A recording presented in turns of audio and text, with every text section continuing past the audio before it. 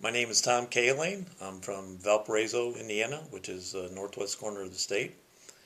I've been considering becoming a home inspector for a couple of years now. The last few months I've done quite a bit of research on different companies that offer schooling. I chose Home Inspection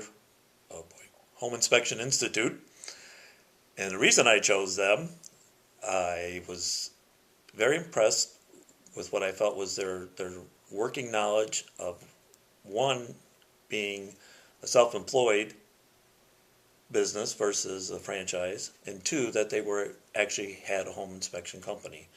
I did research with other companies that offered online, which could have saved me a few dollars, and I also did research on companies that were quite a bit more expensive.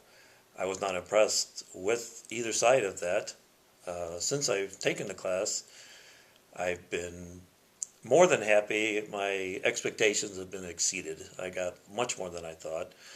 Jason and John both have shared a wealth of knowledge. They held back nothing. And that's really what I was hoping for, but I got a lot more than I expected. I feel I'm coming out of this class with a lot more knowledge than I expected to gain. I think I'm going to be a very good inspector and very thorough.